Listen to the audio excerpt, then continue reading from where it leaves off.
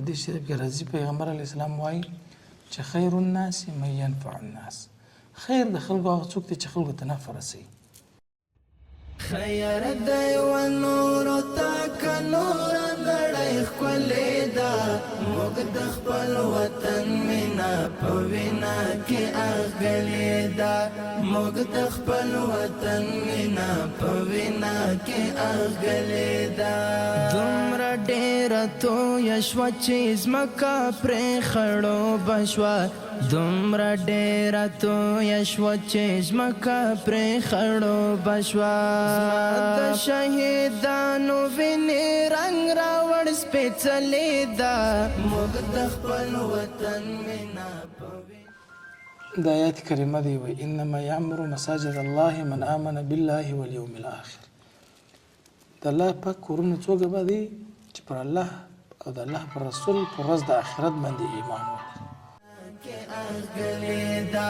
موږ د خپل وطن مینا په وینا کې اغلې ده،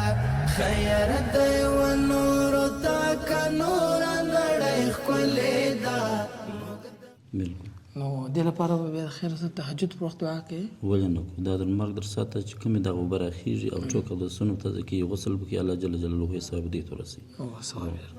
وطن مینا په وینا کې اغلې ده، موږ د خپل وطن مینا په وینا کې اغلې ده. چې غازیانو قدم ایښی وې تعقیب یې کړه، چیرې چې غازیانو قدم ایښی وې تعقیب یې کړه.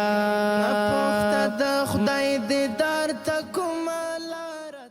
اللهم إنا نسألك فعل الخيرات وترك المنكرات وحب المساكين وأن تغفر لنا وترحمنا وإذا أردت فتنة فتوفنا غير مفتونين. موږ د خپل وطن مینا په وینا کې اغلې ده، موږ د خپل وطن مینا په وینا کې اغلې ده، خیر دی و نور تاک نور نړۍ ښکلې ده. دروازه اوس چیرته حیوانات دي عمر چې د خدای برکت واچي، الله پاک دې نور هم دغسې زنانې پیدا کړي، خدای پاک دې خیر دې ته ورکړي،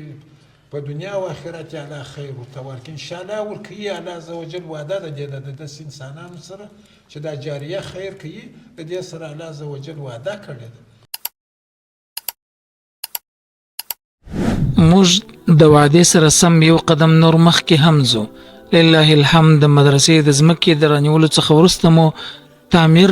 را شروع کړ. ډیر مؤمنان په دې فکر او تشویش کې وي چې خپل زکات، صدقه، خیرات، نظر چیرې مصرف کړم.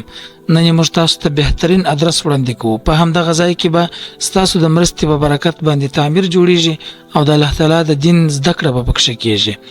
تاسو به لیدلی وي یا به مو اورېدلي وي ډېر داسې مؤمنان چې اکاونټونه یې له پیسو ډک او دوی د رب العزت جل جلاله حساب ته حاضر سوي وي. هغوی افسوس کوي چې موږ ولې د خپل مال د الله تعالی په لار کې مصرف نه کړ. نن موږ او تاسو دا چانس لرو چې د الله تعالی جل جلاله په همدغه دینی مرکز کې خپل صدقه، خیرات، زکات مصرف کو، ترڅو د قیامت په ورځ باندې همدغه دینی مرکز چې کوم قرآن کریم پکې تدریسیږي، همدغه قرآن کریم زموږ او تاسو لپاره دلیل وي او د الله تعالی جل جلاله د حساب څخه خلاص او لوی رب جل جلاله مغفرت راته وکړي. نو وخت کو بنه ټول همدغه ویډیو څخه ورسته به موږ او تاسو په همدغه مرکز کې په هر ممکنه لار په هر هرڅه کې د الله تعالی جل جلاله د رضا لپاره مرسته کوو. همدغه تعمیر ستاسو په مرسته باندې جوړیږي او ستاسو مرسته ته ډېره اړتیا ده. جزاکم الله خیر. خیر دی و نور تاک نور نړۍ ښکلې ده، موږ د خپل وطن مینا په وینا کې اغلې ده، موږ د خپل وطن مینا په وینا کې اغلې ده. دومره ډېره تویه شوه چې ځمکه پرې خړوبه شوه، دومره ډېره تویه شوه چې ځمکه پرې خړوبه شوه. د شهیدانو وینې رنګ راوړ سپېڅلې ده، موږ د خپل وطن مینا په وینا کې اغلې ده، موږ د خپل وطن مینا په وینا کې اغلې ده، خیر دی و نور تا که نور نړۍ ښکلې ده موږ د خپل وطن مینا په وینا کې اغلې ده موږ د خپل وطن مینا په وینا کې اغلې ده چې غازیانو قدم ایښی وې تعقیب یې کړه چیرې چې غازیانو قدم ایښی وې تعقیب یې کړه پوښته د خدای دیدار ته کومه لاره تللې ده موږ د خپل وطن مینا په وینا کې اغلې ده موږ د خپل وطن مینا په وینا کې اغلې ده خیر دی و نورو تا که نوره نړۍ ښکلې ده موږ د خپل وطن مینا په وینا کې اغلې ده موږ د خپل وطن مینا په وینا کې اغلې ده بیا مې د یارانو خاطرې یادېږي ژاړمه بیا مې د یارانو خاطرې یادېږي ژاړمه بیا مې د ګریوان دښته په سرو اوښکو مینځلې ده موږ د خپل وطن مینا په وینا کې اغلې ده موږ د خپل وطن مینا په وینا کې اغلې ده خیر دی و نورو تا که نوره نړۍ ښکلې ده موږ د خپل وطن مینا په وینا کې اغلې ده موږ د خپل وطن مینا په وینا کې اغلې ده نه غواړم د پلار نیکه پګړۍ مې له سر ولویږي نه غواړم د پلار نیکه پګړۍ مې له سر ولویږي نور مې کاکری د خدای رضا ته ورسپارلې ده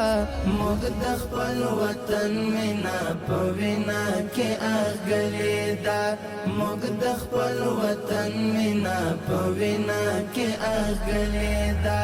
خیر دی و نورو تا که نوره نړۍ ښکلې ده موږ د خپل وطن مینا په وینا کې اغلې ده موږ د خپل وطن مینا په وینا کې اغلې ده خیر دی و نو دوستانو الحمدلله د شپاړسمه برمه د مبارک خیریه بنسټ په هلو ځلو او د مؤمنانو په مرسته باندې خو دا برمه یوې ځانۍ کړې ده هلته یې نن داسې لیکلي چې د نوموړې برمه د رب عز وجل د رضا لپاره بس دلته نه جاڼۍ شته نه نوم شته هېڅ هم نشته خو یوې مور یې مرسته په غاړه باندې اخیستې وه الحمدلله چې نن بشپړه شوله او موږ هم خلاصه کړې تقریبا څو انچه برمه وه څو 9 انچه برمه وه موږ عموما اکثریت 15 انچه برمه وهو یعنې 80% کله چې مځکه کلکه وي یا کوچنۍ برمه کار نه کوي نو 9 انچه کله چې د هغه هم خبره خرابه وي نو بیا 9 انچه برمه کاروو الحمدلله چې دا 9 انچه برمه دلته او غټه برمه ورته راوستلې برمه په دغه حالت کې لکه تاسو چې وینئ ټوله مکمل سامان بټن او هندارې رنګ پیپ سمرسبر ټول الحمدلله خلاص شوي او رب جل جلاله دې همدغه مور ته اجر ورکړي دغه ساحه کې زه ولاړم دا ځای د کوک پایه وه د کوک پایه تقریبا که درته وایم چې زموږ د ځای څخه تر دغه ځای پورې 1 ساعت تیز د موټر لاره ده چې موږ راسو یوازې د بابا صاحب د پوله څخه بیا تر دغه ځای پورې به زه هم 20 دقیقې نه نیم ساعت لاره یې چې خالي به د خامه کې راسي خو موږ چې راځو او څوک چې مرسته کوي څوک چې کومک کوي فقط هدف د الله جل جلاله رضا ده نه دا خلک موږ لیدلي نه دا ځای موږ لیدلی او دا ځای موږ انتخاب کړي ځکه دوی الحمدلله پر مسجد باندې کار شروع کړی و موږ ویل د مسجد کې چې د آینده کم کارونه کیږي کم کارونه خلاصیږي هر کار چې کیږي دا اوبه به کارېږي بیا دا مسجد تر یوم القیامې پورې د قیامت ورځې پورې چې مسجد وي او د الله جل جلاله بندگان د الله عبادت کوي ثواب به د همدغه مور او زموږ او د ټولو مؤمنانو چې په دې برخه کې کومک کړی دي ځغستلي دي هڅې کړي دي کوشش کړی دي او د هغوی به څه شي وي اجر وي. نو دا خواران اوس په دوی سره خبرې هم وکړو. ډېر داسې یو غریب خلک دي،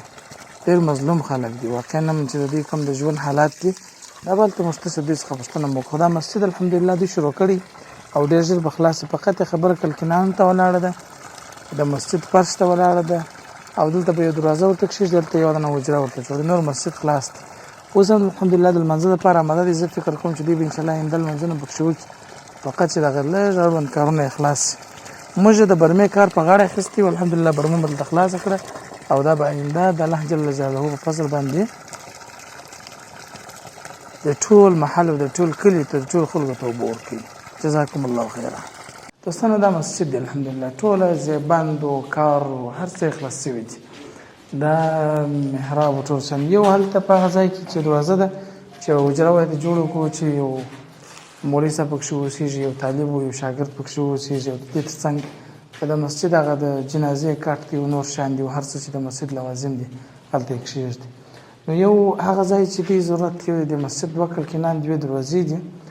او د مسجد کې داخل دننه فرش دی دغه شان دي، خو ټوله شان به انشاءالله دغه کېږي. خو دا مسجد یعنې موږ هدف دا و چې موږ الحمدلله د برمې کار په غاړه اخیستی و، ته شروع مو کوي. موږ چې برمې شروع کړي ارزوم داسې لرې ځای پر موږ نه پېښ شوی د واشیر د ولسوالۍ بغیر.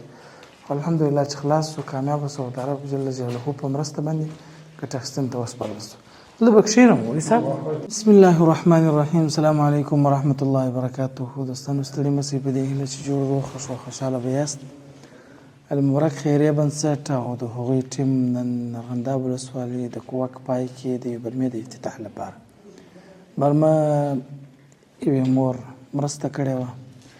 او لوحه کې دا لیکلي وه چې فقط د الله په نامه د الله لپاره بس. موږ هم همداسې ولیکل چې د الله د رضا لپاره او د همدغه خیریه نهاد په هلو ځلو باندې ګټه اخیستنې ته وسپارل شو. غټو مساجدو ته، غټو ځایونو ته، جوړو ځایونو، ډېرو مساجدو کې مو ډېرې برمې الحمدلله کار کړی دی. موږ داسې ارمان درلودی چې داسې یو برمه به پیدا کړو چې دغه برمه یو وران مسجد وي چې کارونه یې نیمګړي پاته وي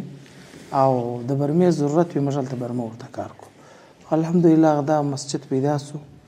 تقریبا که څه هم بې حده زموږ څخه لرې و خو بیا هم موږ رسیدګي وکړله او الحمدلله چې دا برمه مو جوړه او ګټه اخیستنې ته مو وسپارل. دغه مسجد کې واقعا ضرورتونه زه چې رالم ضرورتونه یې بې حده زیات وه. یو چې دا مسجد نوی شروع سوی، نوی جوړیږي، نو په دې کې د ټولو مؤمنانو لپاره دعوت کوم چې راشي په دې خیریه او صدقه جاریه کې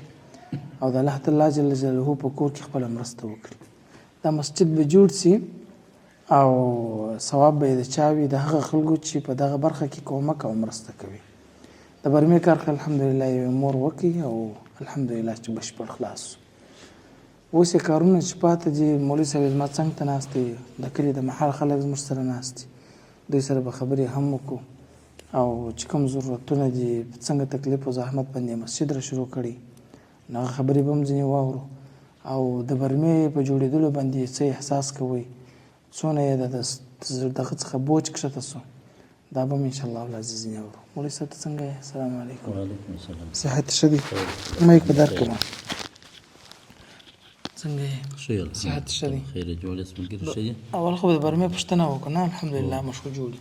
چې برمه شروع کېدل خوشحاله وئ؟ ډېر خوشحاله وو چې ځکه اوبه نه وې، ځکه د اقبالات نو برابر د مسجد دلته زموږ کاریګر اخته وه، دا بلې برمې به موږ پې پراکه شوي بیا به هغه په تکلیف باندې وو. اوس ډېر انشاءالله اکمالات برابر دي، موږ ډېر خوشحاله یو د برمې څخه. ډېر خوشحاله یاست. دغه مرسته خو ما مخکې مې دونه کړې ده چې یوې مور کړې ده، یعنې که درته وایم چې پښتو نه وایي فارسي وایي، بلکل. نو دې لپاره به بیا د خیر سره تهجد پر وخت دعا کوې؟ ولې نه کوو؟ دا د مرګ در ساته چې کومې دغه اوبه راخېږي او څوک اودسونو ته کې غسل وکړي، الله جل جلاله یې ثواب دې ته ورسوي. ثواب یې د ژبه ګوره ډېر په ژبه په خوله باندې ډېره ساده خبره ده نه، وایي دا ثواب یې دې ته رسېږي. خو ثواب څه معنا؟ یعنې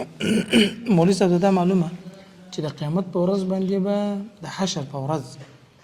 د یو چا به یوه نیکي کمه وي، یوه نیکي، او دغه یو نیکي به د ده لپاره د دې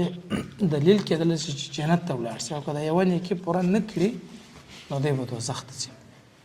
وایي دغه کس به له شرقه څخه تر غربه پورې او له شمال څخه تر ختیځه پورې داسې به ځي په ټولو اقرباو په ټولو شناختګانو په ټولو خلکو په ټولو مخلوقاتو به ګرځي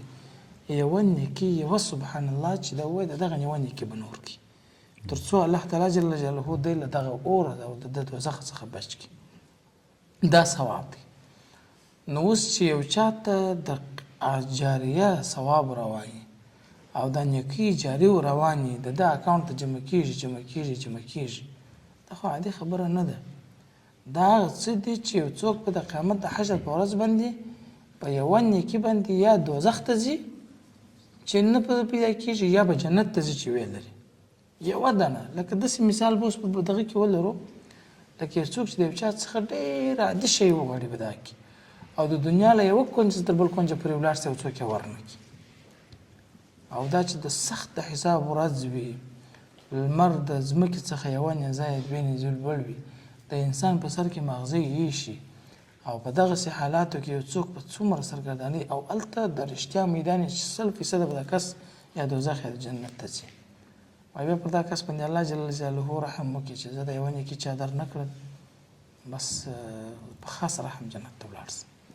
نو ثواب دا معنا دا موږ خو ډېر عادي وایو چې دا به د ثواب سي ثواب دا معنا چې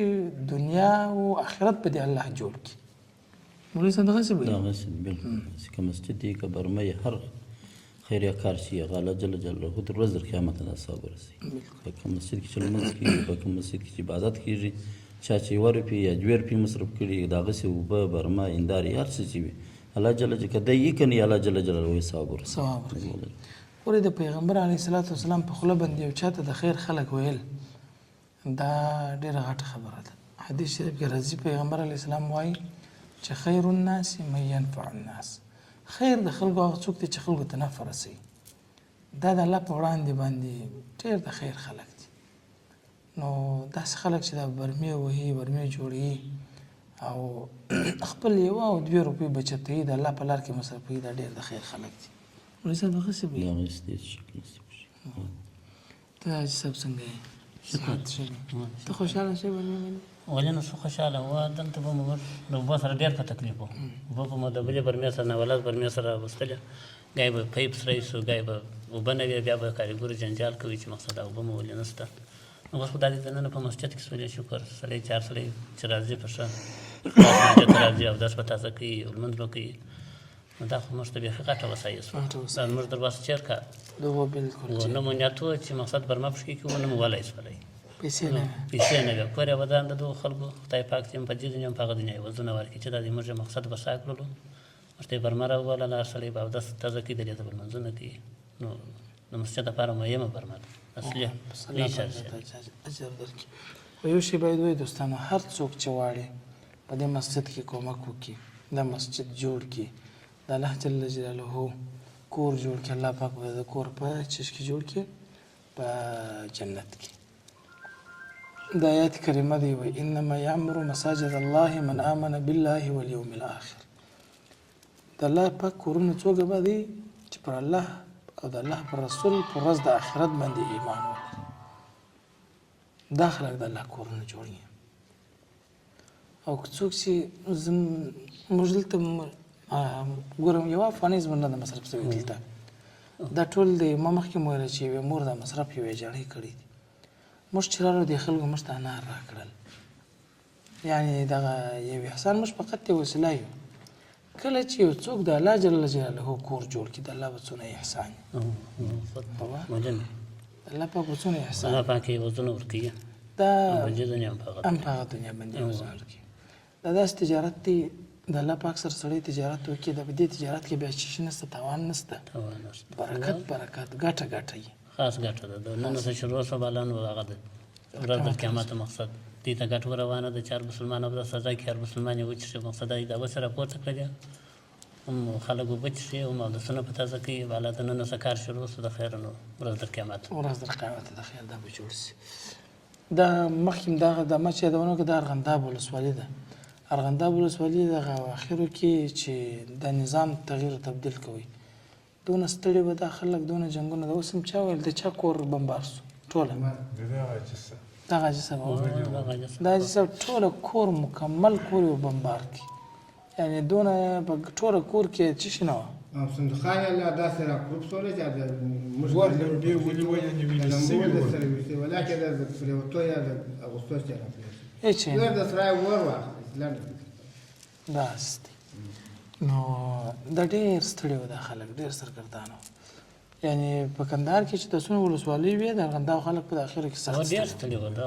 موږ خلک داسې خواران وو همدغه اته کاله کېږي چې موږ دا مسجد نه درلودی اوس مو دا د شروع کړي اوس دغه تر دغه ځایه پورې مو را رسولي دي دغه نه واسې موږ ولاکه لرو چې خالي مال دغه کلکینان ورته راوړي یا د دروازې پکې کښېږدو چې موږ مقصد داسې چې جومات پکې شروع کړو موږ دا په اته کاله په کوټه کې جومات کوي په کوټه کې مسلې وارې کړي دي دغه ملا صاحب دی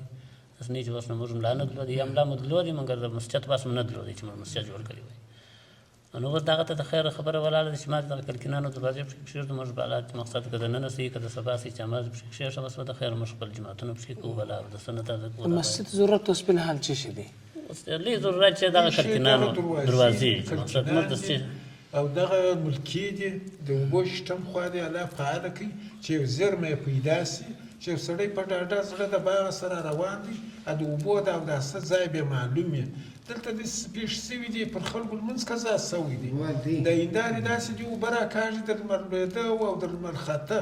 پرې دې اوبه راکاږي بیا نو داسې خلک شته هلته په باغ کار کوي راځغلي اوبه نه وي اوس خو ولې نشته بل ځای نشته بیا د هندارو دغه ماسه اوس دا د هندارو شتم الله فعاله کړي دي ډېره اسانتیا ده چې مطلب یو ذخیره یي یو د اوداسه ځای معلوم یو تشناب معلوم دا یو غټ کار دی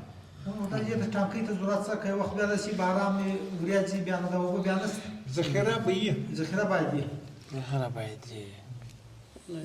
اوس خانې وي داسې ځای چې برابر ورته شي ډېر ښه سپینېدو دی هغه نور بلابد کنه چې د خلکو چې تا موږ وینو هغه خو موږ اوس په نیت کې لا وامه واسه نه قرار کار چې موږ مازې دغه نه کوو چې مازې د حیوانانو دغه دروازه اوس چې حیوانان دي عمر کې د خدای برکت واچي الله پاک دې نور هم دغسې زنانې پیدا کړي خدای پاک دې خیر دې ته ورکړي په دنیا او آخرت یې الله خیر ورته ورکړي انشاءالله ورکوي الله عز وجل وعده ده دې د داسې انسانانو سره چې دا جاریه خیر کوي د دې سره الله عز وجل وعده کړې ده د داسې انسانانو سره کله دا جاڼۍ ګوارو خلکو سره بالکل نو الله پاک بیا داسې مهربانه خدای دی چې دا په هغو ځای کې یعنې د دې ستړي وړي خلکو سره یعنې دا خلک که خیر هم دا خیر کې فرق شته یو سړی مستحق یو سړی نه مستحق په حقیقت کې دا مشت مستحق دی بیا د حاجي صاحب ته خدای خیر ورکړي دغه مځکه ده رانیوله داسې یې رانیوله خپل د پلار د نیکه یو کوچنی باغ ورته ګروې کوي بیا د ګروۍ پر مځکې باندې سربیره دا ځای د وقف کوي دپاره د خدای دپاره د مشت د بنا دپاره بیا نو الله پاک بیا دا جاڼۍ مهربانه کړله بیا خدای مهربانه کړله بس الله پاک دا کار سره ورسوي دا دې اوس دې ته هلته ورسېدی چې بس جوړ شو د لمانځو د اوداسه دپاره بس کار انشاءالله بیا دا اوبه الله پاک ستر نعمت دلته پیدا کړلې چې خو اوس ناکامه سوې نه ده څه به مو کولی معنا داسې د سترګو لیدلې حال ولیدئ چې دا اوبه الله پاک راوکښلې داسې ښه خوند یې وکړي اول تا د لسپرېلو اوبه نه سوې دلته پیدا کولی نو به کلای د کوره بیا ګډوه راوړلی بیا بیا ستا لاس در پرې وړلی نو الحمدلله دا اوس دا دې دلته نږدې اوبه موږ ته الله پیدا کړي چې اوس زه په باغ کې یم کار کوم بزګر یې بل مسلمان یې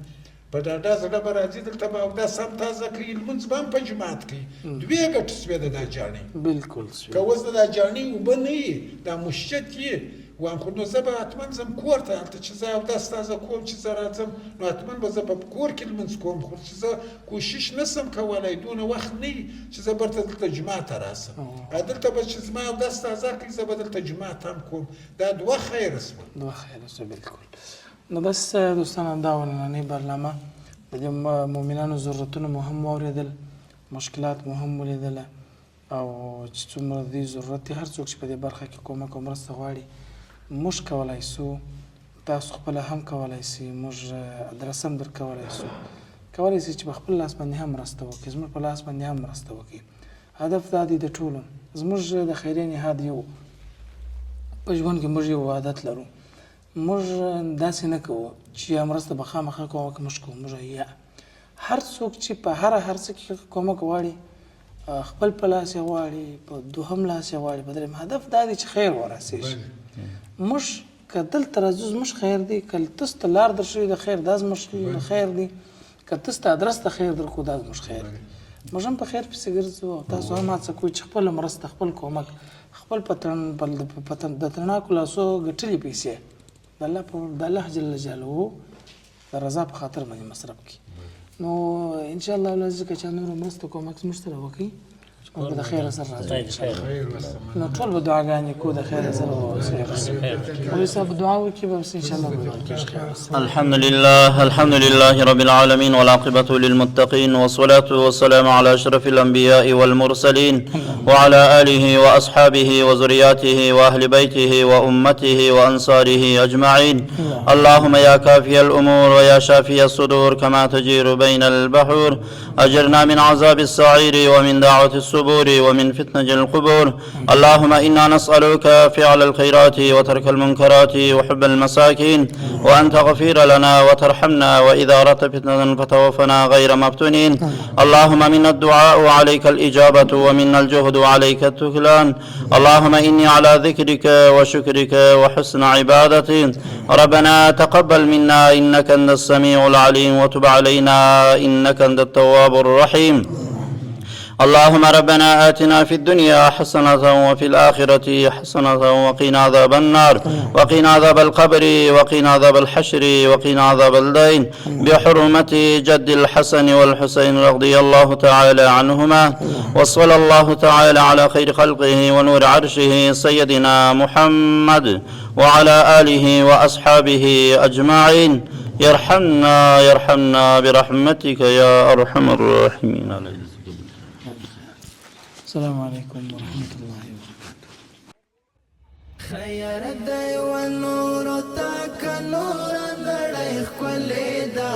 موږ د خپل وطن مینا په وینا کې اغلې ده موږ د خپل وطن مینا په وینا کې اغلې ده دومره ډېره تویه شوه چې ځمکه پرې خړو بشوه دومره ډېره تویه شوه چې ځمکه پرې خړو بشوه د شهیدانو وینې رنګ راوړ سپېڅلې ده موږ د خپل وطن مینا په وینا کې اغلې ده موږ د خپل وطن مینا په وینا کې اغلې ده خیر دی و نورو تاک نور نړۍ ښکلې ده موږ د خپل وطن مینا په وینا کې اغلې ده موږ د خپل وطن مینا په وینا کې اغلې ده چې غازیانو قدم ایښی وې تعقیب یې کړه چیرې چې غازیانو قدم ایښی وې تعقیب یې کړه پوښته د خدای دیدار ته کومه لاره تللې ده موږ د خپل وطن مینا په وینا کې اغلې ده موږ د خپل وطن مینا په وینا کې اغلې ده